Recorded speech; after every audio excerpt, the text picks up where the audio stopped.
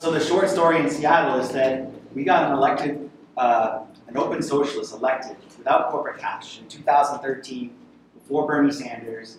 We won 95,000 votes, and that was the beginning of transforming politics in Seattle. Within 6 months, we won the $15 an hour minimum wage, and that was unheard of at the time. And the way we did that was we built a movement.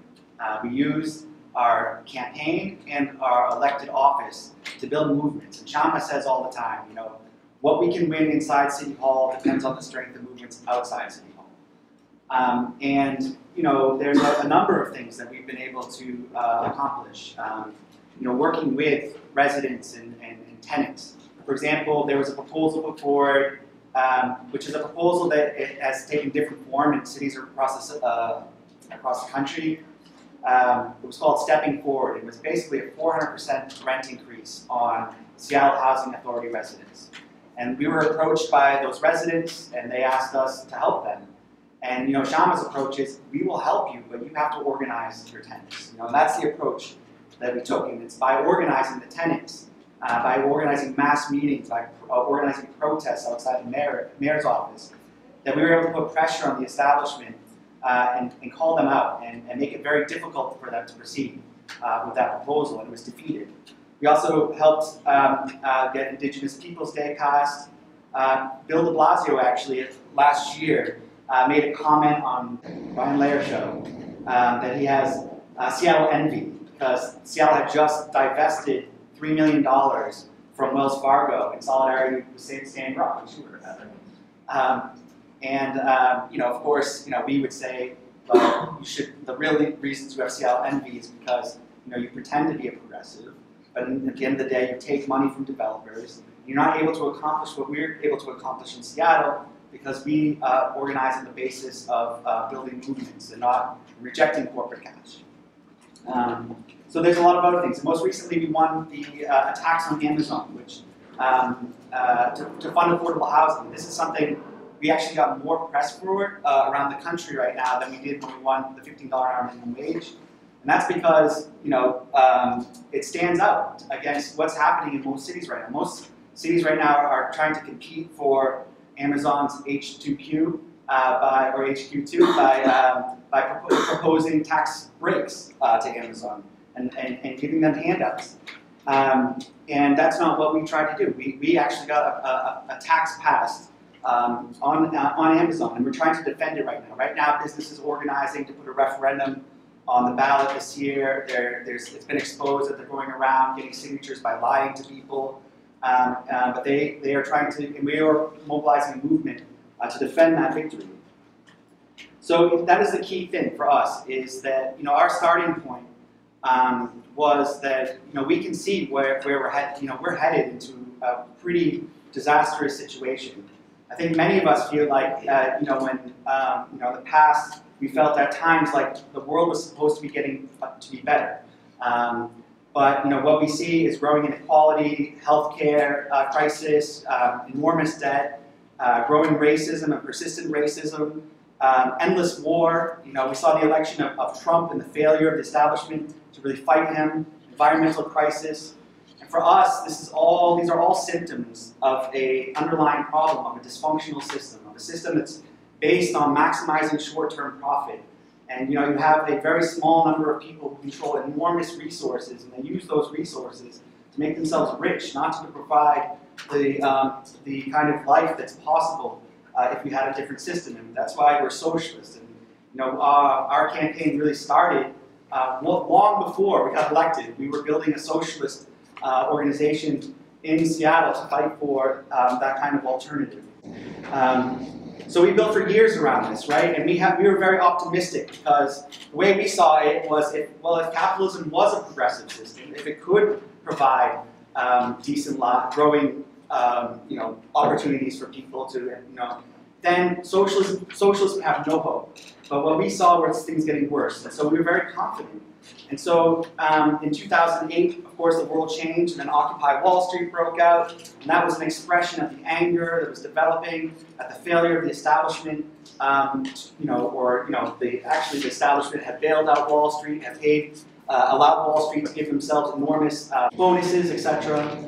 And so in that movement, Shama had played a big role. We had played a big role in Seattle. And Shama emerged as a leading activist in Occupy Seattle.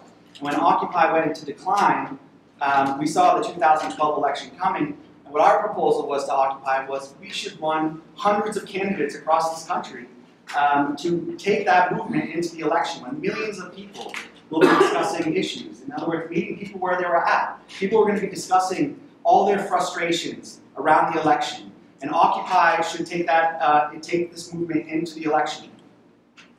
Of course, I don't know if people were participating in Occupy, but we got laughed at for that proposal. But we decided that we were going to test that out anyways. And we decided to run Shama, who's a prominent activist, and we set ourselves a really small goal of getting 1% of the vote. And we were really astonished, actually, with the support that we were able to get. We saw the ferment that was developing in society. We ended up getting 20,000 votes in the first election. We ran it against a state senator who had overseen the biggest tax break in history in the US. $8.7 billion was given to Boeing, which was really an extortionist approach that they took. They threatened to move jobs out of state.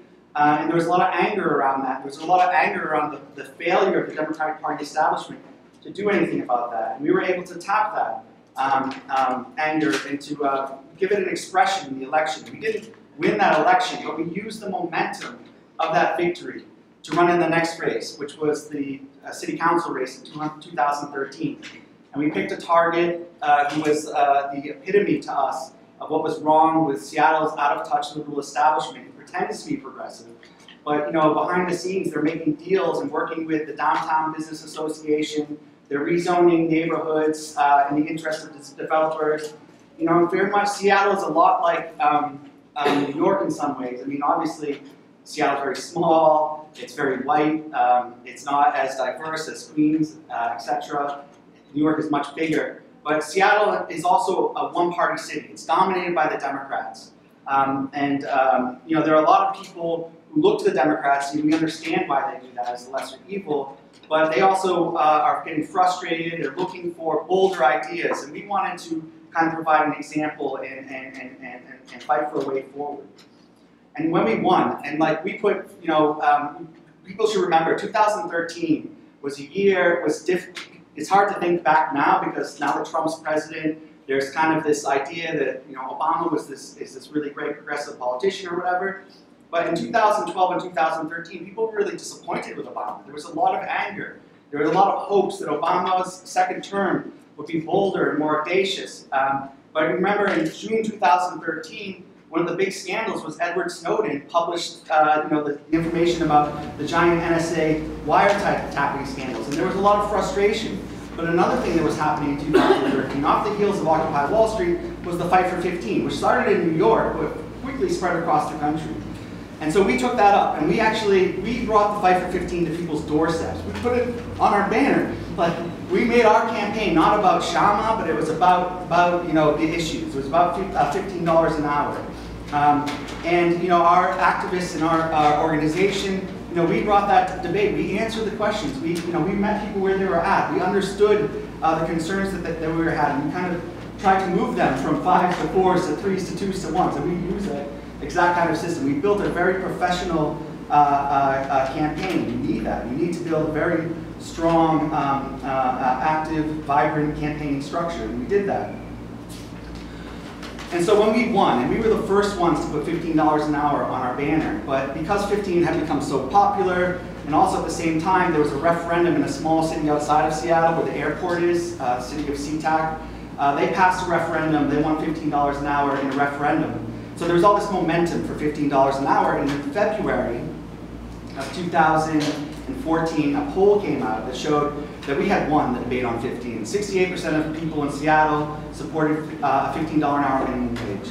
And there was a lot of expectation that it was coming to Seattle. There was a done deal, that Shama had been elected, the mayor had, the new mayor, Ed Murray at the time. In the course of the campaign, he came over to support $15 an hour, to win over SEIU and to help win the election. But we were the first ones and nobody on the city council, none of the candidates running for city council supported $15 an hour.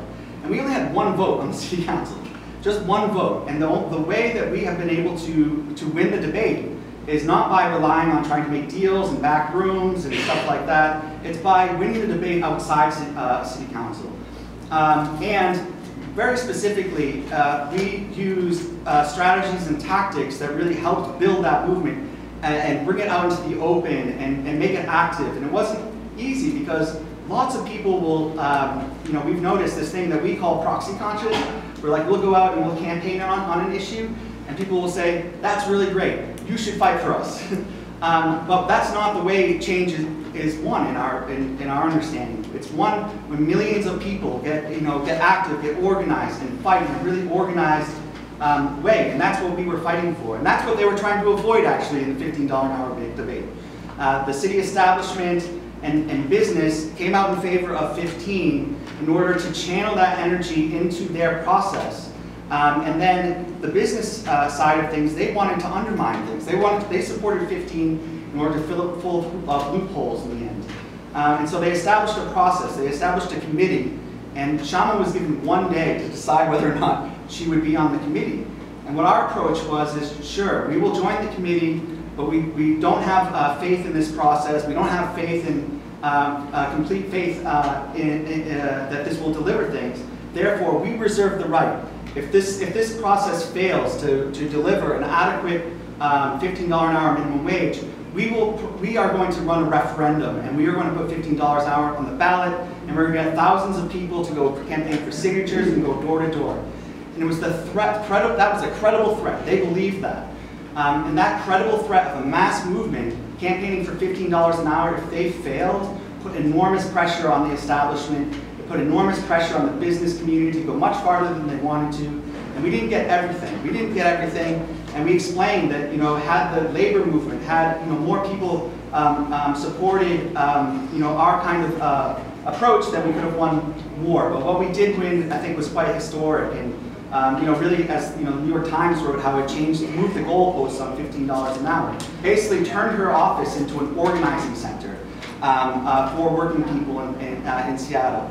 And she never promised that she would do it on her own. She promised that she would help people, but they would have to get organized and fight back. And one important thing is, I know there's a lot of, we want to convince people to join us, to break out of the framework of the Democratic Party. Let's build a new party. That's what we want.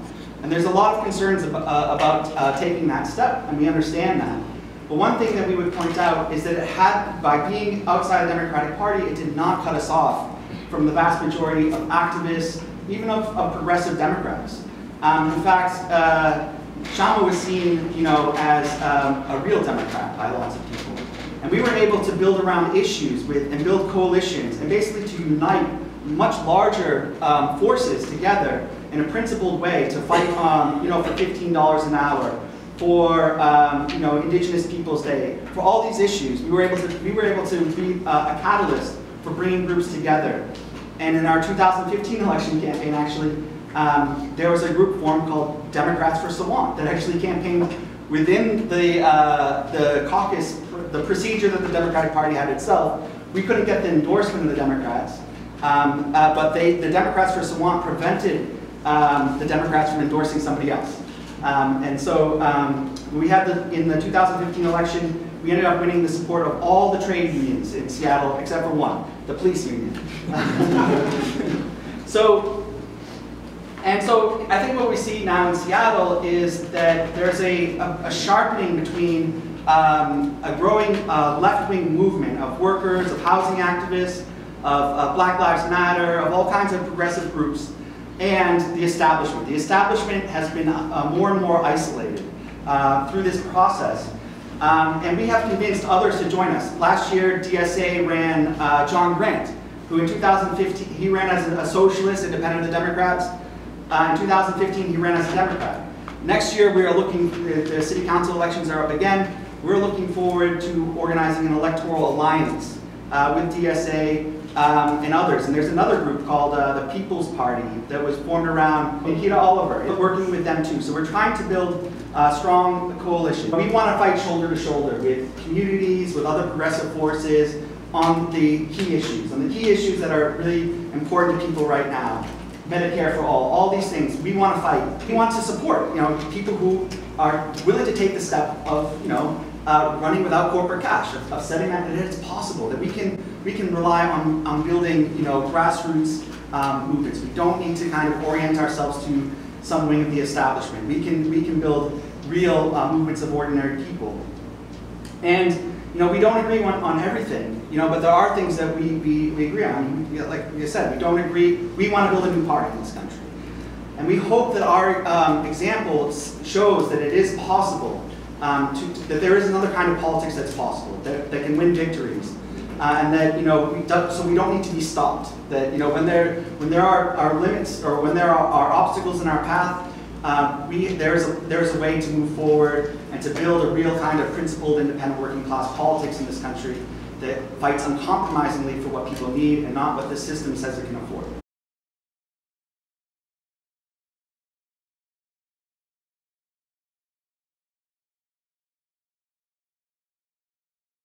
I think that this movement is about our values and the kind of society that we want to live in. And for those who live outside of New York 14, I just want to paint the picture of our community for you. It's half in the Bronx, it's half in Queens. It is extraordinarily working class. The median income is $55,000 per year.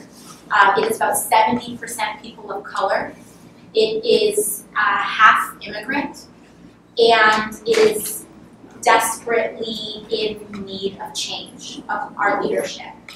For 20 years, we have been elected and represented by a corporate Democrat who accepts $3 million per cycle from private equity groups, from luxury real estate developers, from private insurers. And when we first started this race, when we looked at the communities that we're talking about, like we're talking about here in Queens, Woodside, Sunnyside, Corona, Elmhurst, Jackson Heights, Ditmars, all the way up to College Point. Then you have Bronx Neck, you have Parkchester, Castle Hill in the Bronx, my family, and I live in Parkchester. You've got Allerton, got all the way up to City Island and Pelham Bay Park. And this community, I really believe, is like a cross-section of America. We have 3 peninsular communities. We have College Point, Bronx Neck, and City Island. There are a lot of Trump Democrats in those districts. It's very, historically, it's been very white working class. And you also have Jackson Heights, the most diverse community in the world. Over 100 languages are spoken. The district, when I say it's 70% people of color, when you bring that down even further, it's about half Latino, 40% predominantly Spanish speaking, very South Asian, strong historical African American communities. In our district, we've never been represented by a person of color either. We also have Rikers Island in the district too. And so when I say this is a cross-section of America, I really do believe that. And I believe that if we can build power around, in this district, we can build power. I want to say, I was born in the Bronx. My dad was born in the Bronx when the Bronx was burning and landlords were committing arson to their own buildings because the insurance payouts were higher than the rent. And my mother was born in Puerto Rico. And so I grew up kind of like a half first generation-esque, half third generation-esque experience, but it was very, you alternate between poor working class and middle class, and that kind of upbringing. But I grew up really striving. My mom cleaned houses. When I grew up, my dad kind of tried to start his own small business. And the majority of my family is here in the Bronx, in the South Bronx, and Hunts Point, areas like that. And when I first started this race, I was doing community work. I worked with children. I worked as an educator. I had experience doing constituent work with immigration. But I was a waitress, too, because that's where I come from. That's who I am. And I started this campaign, I have to say I started this campaign out of a grocery bag, because it's true. I would, I printed out some palm cards. I had like a little banner. It wasn't even this nice. It was paper. And I would roll it up and I put it in a Trader Joe's bag. And I would hide it behind the bar. And when I was done with my day, I took it out and I would go to living rooms in Queens and the Bronx. Anybody that would have me, anybody that would listen, saying we really need to change. That it's not good enough to just say that we have a Democrat in this seat and we're okay, because we're not okay right now. And the state of the party is not okay, the state of our society is not okay. And for me, I'm an idealist in my goals. I'm an idealist in my values. I'm a pragmatist in my methods. And so whatever I can get done, however I get it done, that's generally the approach we've taken to this campaign. And so anything that moves us a step forward is generally how I choose to make these decisions. So when we talk about how we built this power, especially in communities like this, I think we just kind of started by doing whatever we could get away with, pretty much. And it was really speaking about the values of the society that we want to live in, to say that not only do we want to live in a society where no child goes hungry, where no family goes without a home, where everybody can attain a college or a trade school education if they please. It's not just that we want to live in that society, but that we can live in that society. And a society where we can live that way, I feel we are morally obliged to live that way. We are obliged to fight for that future. And by starting off on that message, that's kind of how we set out, I think. And by building power around those values, around those stories, we have found it to be remarkably effective. I will not lie, the first time I went to College Point, I was terrified. I was invited to a College Point Civic Association, and I saw, 20% of New York 14 voted for Donald Trump in 2016. And I don't like relitigating the 2016 election. I think it's over. I think if you learn something from it, like whatever you gain from it, you gain from it. But as a woman of color walking into that community, I was like, okay, let's see how this goes. And so I was invited to the Civic Association, and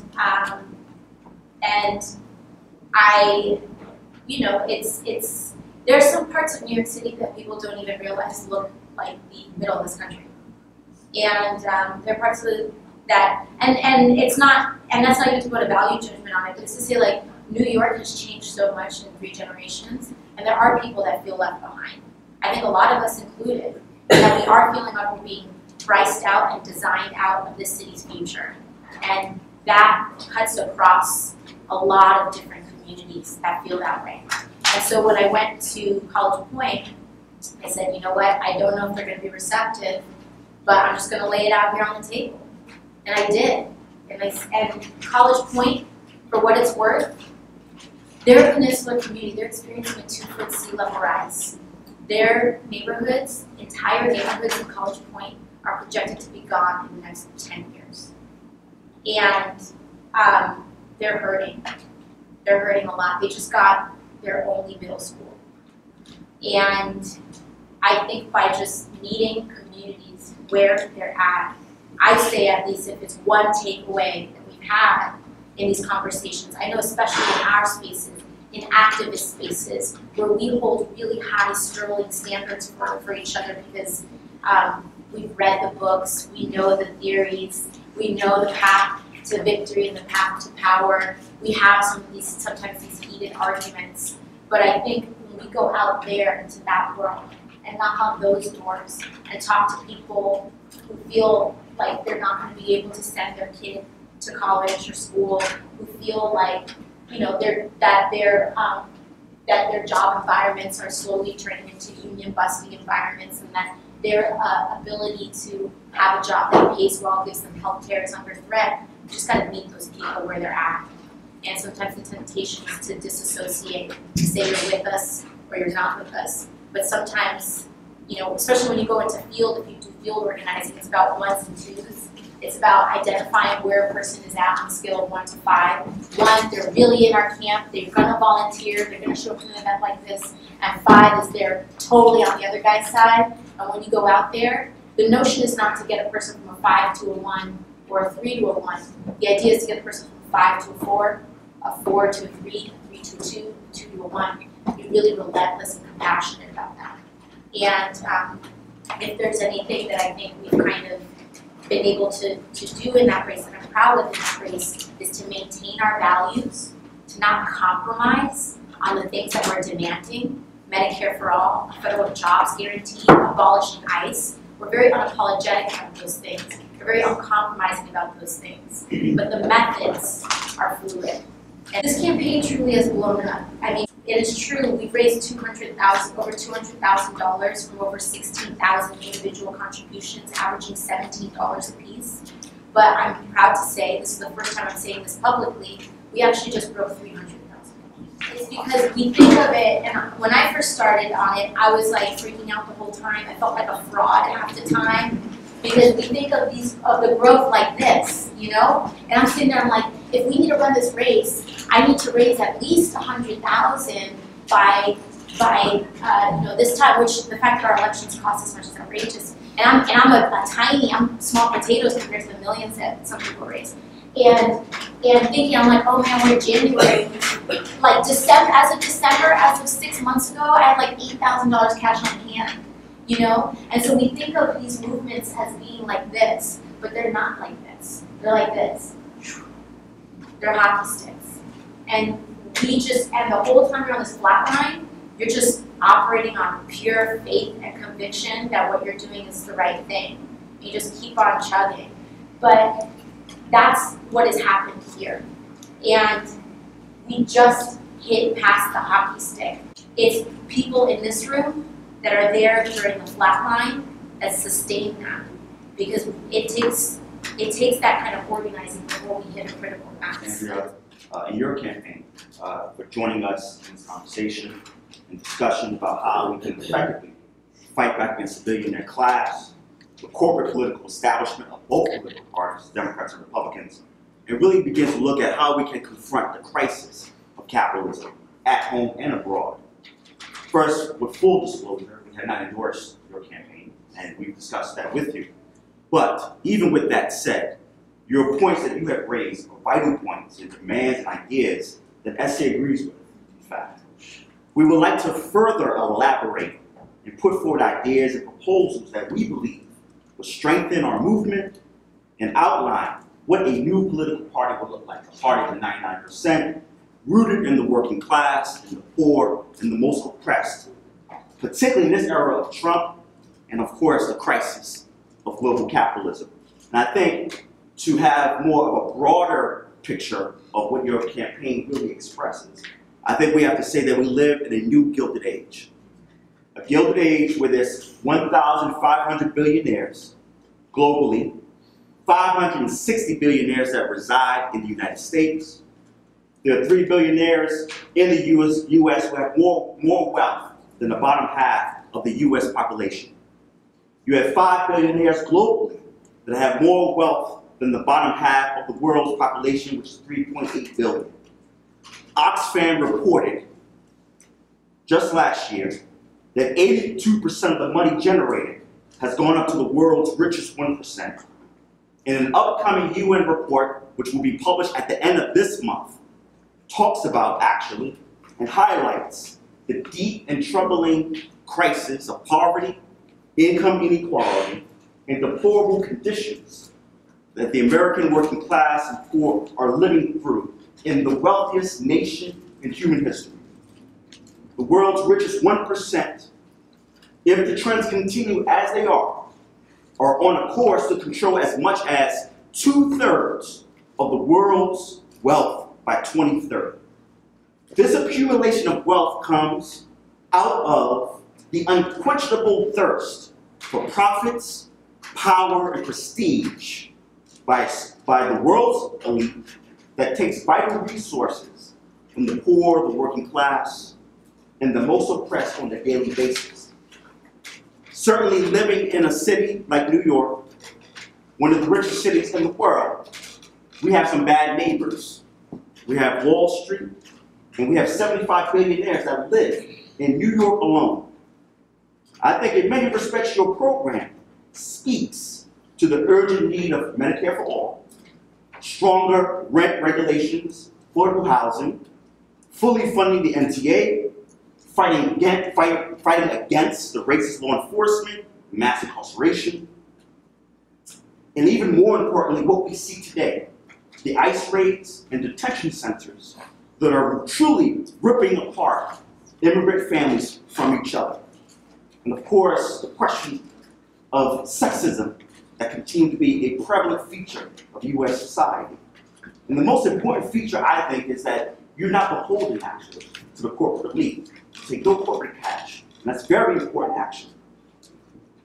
But I think what strikes me as very interesting, because as Cora raised, I am a child of New York, born and raised in Harlem, lived in Queens, now live back in the Bronx, that you are a child of Puerto Rico. And we know what's happening in Puerto Rico today. And certainly you are a child of the Bronx. And we know that the Bronx, in many respects, if we think about this, has the features of a colony. Vital resources are drained out of the Bronx and not replenished. I think the campaign, in your example, touches a very important expression of ordinary working people and young people to get involved in politics. From Occupy, the Fight for 15, BLM, Standing Rock, Me Too, Parkland, the national strikes of teachers, and workplace struggles that we have not seen in decades. And yes, the Sanders phenomenon inspired a whole new generation. There's a hunger for a new and vibrant alternative to corporate power and its parties.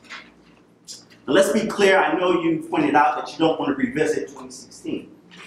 But in some ways, we have to revisit 2016 to learn the lessons in order to prepare for the battles of 2018 and going forward. That Trump is a grotesque outcome of a crisis of the system on one side, but also the inability of the Democratic Party under its corporate-dominated leadership to provide answers and solutions to the problems of racism, poverty, war, hopelessness, and social alienation. Just yesterday, the death of Anthony Bourdain really struck thousands of people, not only in this country, but around the world, of the crisis of suicide, to which in every state there's been a 30% increase of suicides in this nation.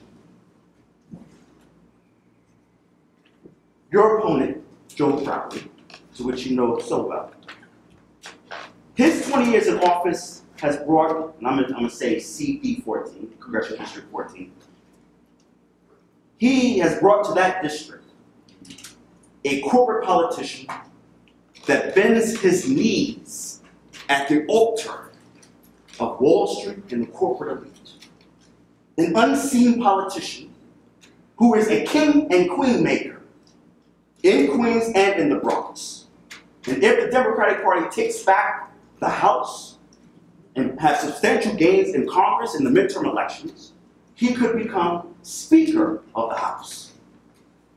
I think what's interesting is your forthcoming debate with him on New York 1, because that's an indication of the utter fear that Crowley has, that what you are raising, in many respects, is heightened expectations that he and the political establishment of the Democratic Party cannot deliver on a daily basis.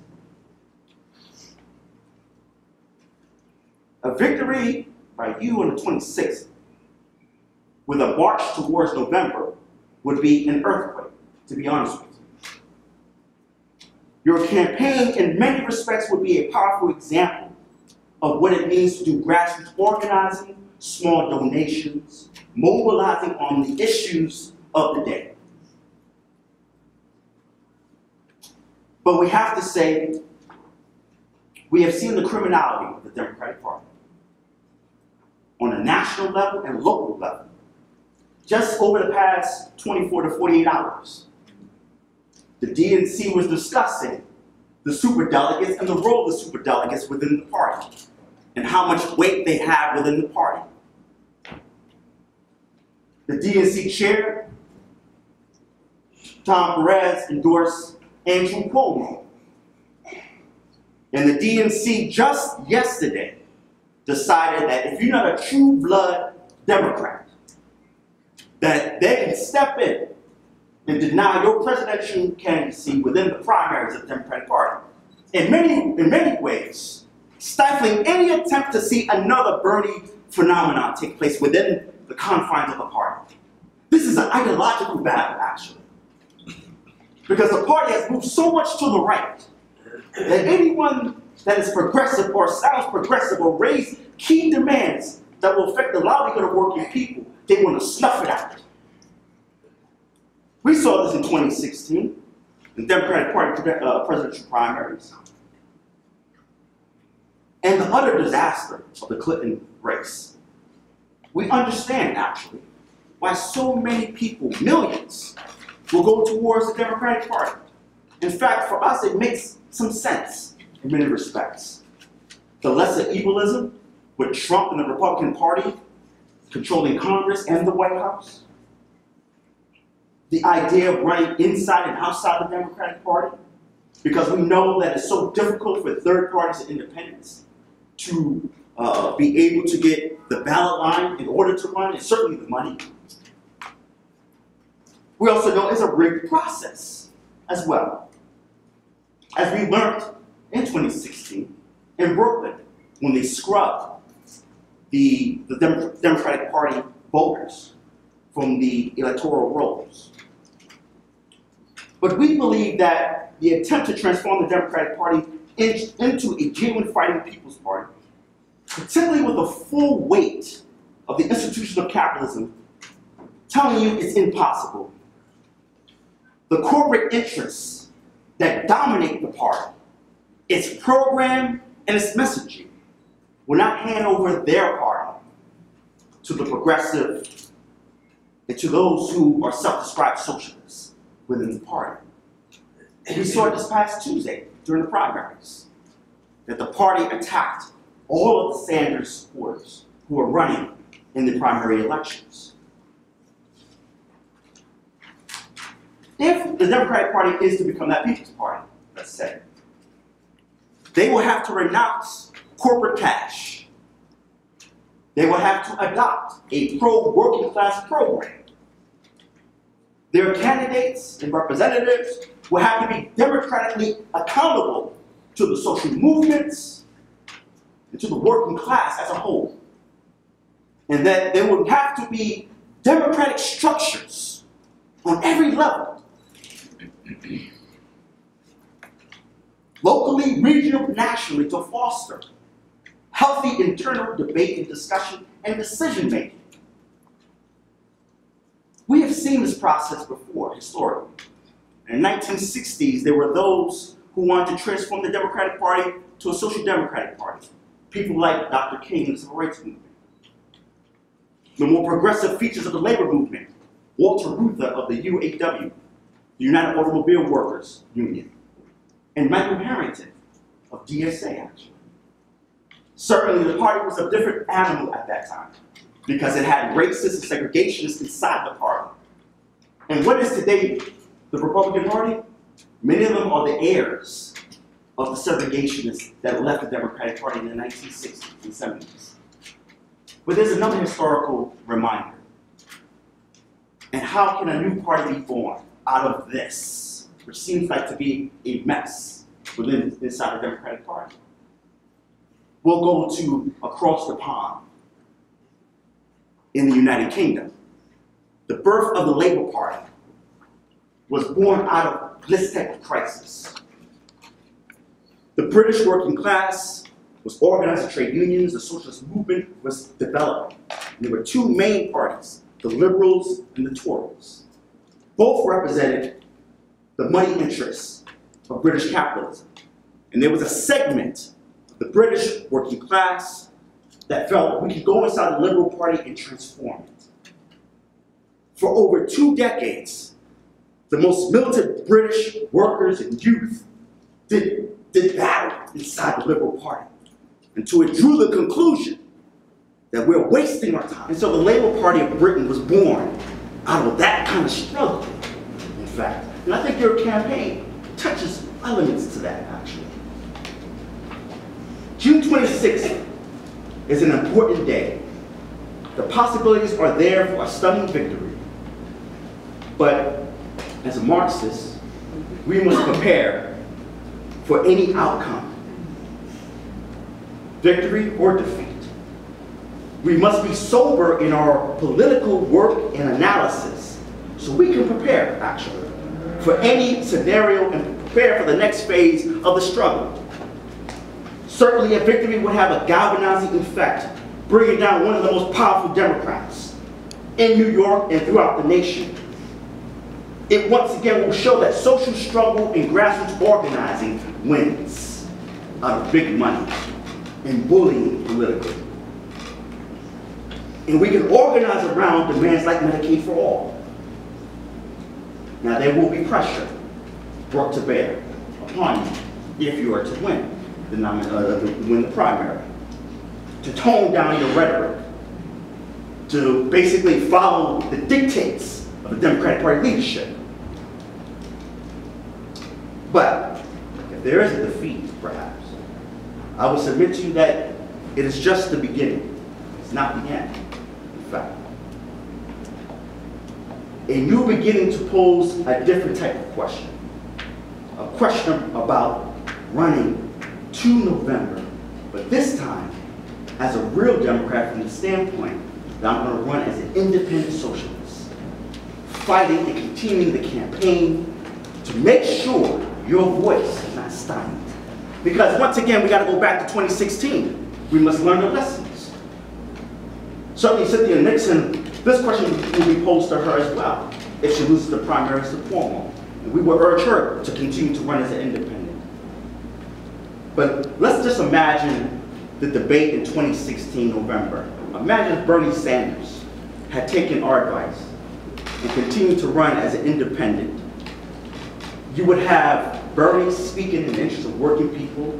You would have the neoliberal Democrat Clinton, and then you would have the demagogue of Trump. And I can guarantee you that conversation and that election will be totally different than what we have today. Because socialism is no longer a dirty word. In fact, capitalism is more the dirty word than anything else. There will also be pressure for you to endorse Crowley if you happen to concede the race and to have what they like to call the unity rally, really to poach your supporters. We would submit to you, sister, that you don't endorse Crowley with a defiant no and say that we will continue on. And certainly I can guarantee you that your supporters will continue to support you, that others in the more broader socialist left will support you, and we actually will have a conversation with you and join you in that fight to get you on the ballot through November as an independent, working class representative. Because CD14 actually needs the program and the voice and the organizing. You're from the Bronx, I'm from the Bronx. I know what it looks like, the apathy that exists there because the politicians have denied these people a voice, have denied them of resources. I was late to the meeting because the trains wasn't working in the Bronx, in fact. We need to stop the abusive relationship between the Democratic Party, the working class, the poor, and the most oppressed, and particularly our social movements and our activists. I like to say that the Democratic Party is the mortician, the grave digger, and the graveyard of all social movements and activists. I believe that this campaign and your tireless work points to the music of the present and the future of radical working class politics. It draws out the outlines of what a new party, or what true worker representatives would mean for the city of New York, and significantly CD14. A party of the 99% rooted in the working class and the poor and the most oppressed. This race has the potential to be a shining example of doing another thing that has been lacking, and that's bringing the socialist movement together. Democratic Socialists of America, Socialist Alternative, and others who take on that label and wear that badge of socialist in a very serious way. That we can begin to challenge the corporate establishment, but also raise questions about capitalism at the very root of our crisis. And even Working Family Party activists. I don't have time to go into the Working Family Party, But I will say this, it is amazing that they endorsed Nixon to buck Cuomo, but then in your race, interesting enough, they endorsed Crowley, but denied you a voice to speak to the working families activists. The party is in crisis. It has an identity crisis, actually, to be honest with you. And this is why we're in a very combustible period, politically and organizationally. We would run campaigns based on issues, build our movements on the ground with a basic socialist platform, even a ballot line. We would say that demands like tax the rich to pay for affordable housing, education, schools, fully funded, will be powerful, actually. It also raised another question, that point I raised about the billionaire class taking over the top 500 corporations on Wall Street with an anticipation that we need a political, economic, and social alternative to capitalism. The idea is actually a socialist transformation of society. I believe that we could run 5 to 10 independent socialist candidates that would not only shake up a few races here and there, particularly in this city, but shake up the CD14, shake up New York politics, and national politics. My final point, the possibilities of what we can achieve are endless in this historical moment. Not only is socialism possible, but I believe the construction of a new party. A new party is on the agenda for working people and the poor. I'm incredibly honored and humbled, even at your proposals, to even be, regardless of the current state of affairs, to even be considered at least a brethren or a representative of at least this movement is absolutely an honor. And I hope that as we start this conversation, that that first and foremost, I just hope it's communicated that I'm a sister in this movement. And that is first and foremost what this is about. And then we'll figure out how we get it done, you know, and I'm just honored. I'm very honored, and I think that everything you say rings true. It absolutely rings true.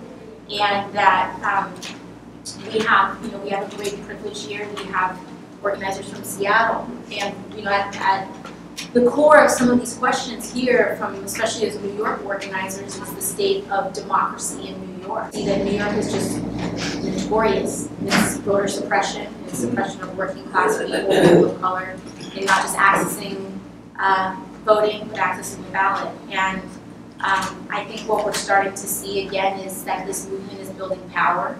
It's been building power in many different ways.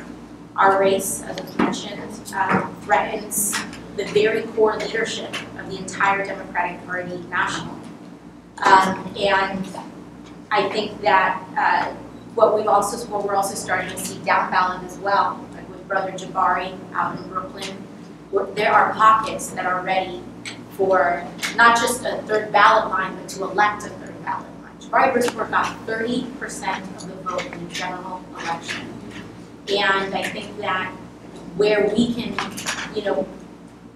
like I said at the beginning, we have to be fierce idealists in our values and in our vision, and pragmatists in our methods. And that's not to say, it's not to refute any of these proposals, but it's saying where can we get this done first, and then how we move that forward.